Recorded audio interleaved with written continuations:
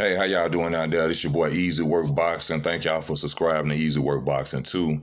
This is my video on the reasons that I feel Deontay Wilder may lose, or it may be very dangerous for him to be fighting Helenius at this point right now in his career, y'all. I think it's very dangerous for him to be doing this. One of the reasons is that the blueprint has been set for Deontay Wilder on how to beat Deontay Wilder. The blueprint has been set. If you go back and you watch Fury 2 and Fury 3, the way to beat Deontay Wilder is to attack Deontay Wilder.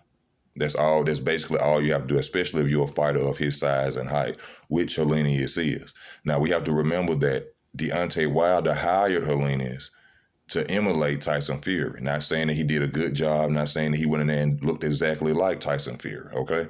But he has the height of Tyson, 2 inches subtract. He don't have Tyson Fury 6'9", he's 6'7". He has the height. He has the pedigree. This man has been boxing since he was 5 years old, longer than Deontay Wilder. And that is a major factor, as we done seen, like with Tank versus Rolly Romero. The people who are in boxing since children, they learn more skill sets. They learn how to think better in the ring. They are better fighters than most fighters who are coming out of, their teenage years and trying to become fighters like Deontay Wilder, and as we've seen many others. But that takes nothing away from Deontay Wilder. Even though he started late, this man still has accomplished a lot in his life to become the heavyweight champion of the world, defended his title 10 times. So, he has done something great in the sport of boxing. This is not a diss Wilder video. What I'm saying is he paid Helenius to emulate Tyson Fury. He has the height almost of Tyson Fury. In my mind, he has the pedigree since he's been boxing since he was a kid. That's dangerous for Deontay Wilder right now after coming off of 2 knockout losses. Now, if he went some unanimous decisions with all 3 fights, okay, I think differently. But y'all got to remember, this man was knocked out twice, was stopped, and then dropped in the 3rd fight. Now, usually fighters, when they go through this type of situation, especially back-to-back, they at least take some time, get some step-up fights, get some confident fights. Deontay Wilder is not getting any confidence fights. Helenius is a dangerous fighter.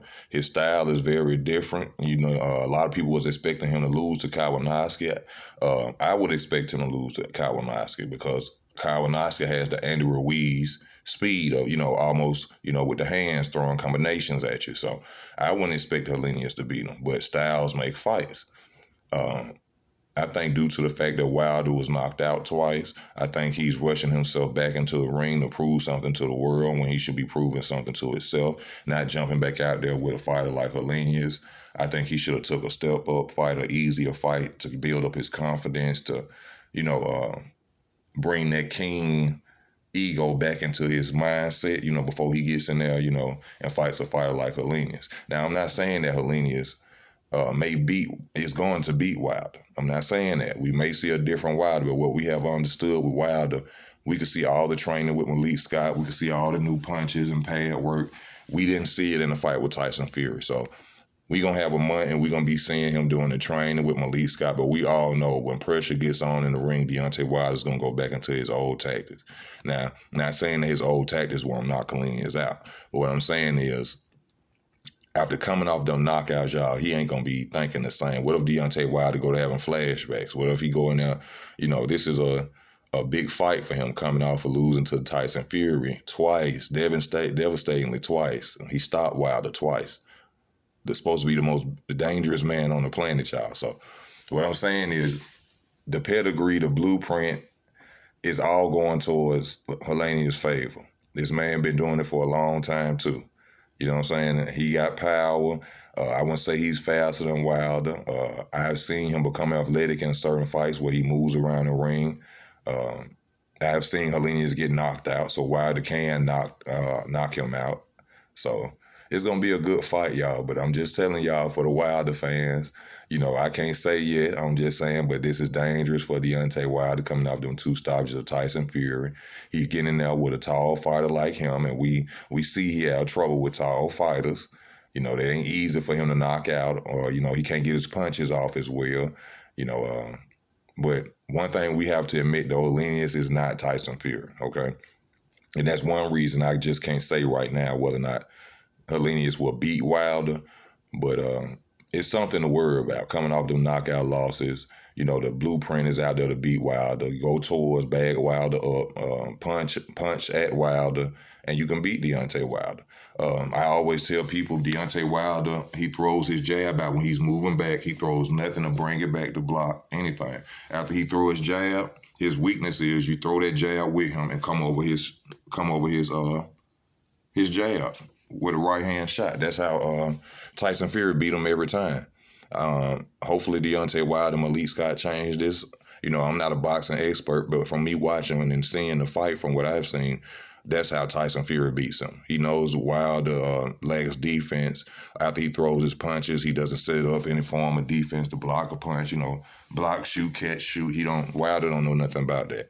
So if I was Helenius' team, I would be watching Tyson Fury tape over and over and over in that fight. Go forward. Don't sit there and be waiting on Wilder. If you up close to him, you smother his right hand. Wilder smothers his punches. Up close, Wilder can't punch. I'm a skinny dude. I'm 6'6". I'm like 180.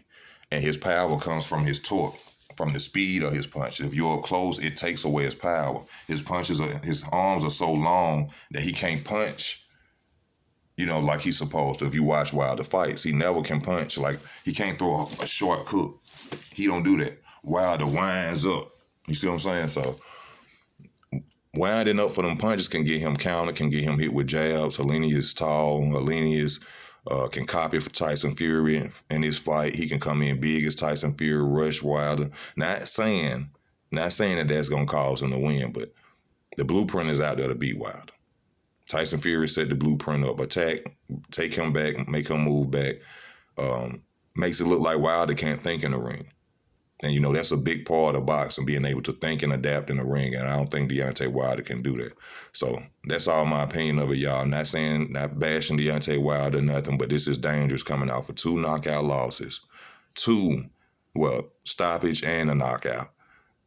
You know what I'm saying? Knockout was devastating anyway, and then you jumping back in the ring with somebody, the blueprint out on you. This dude can stop you. You know what I'm saying? You hired him because you wanted him to emulate Tyson Fury because he's big enough. So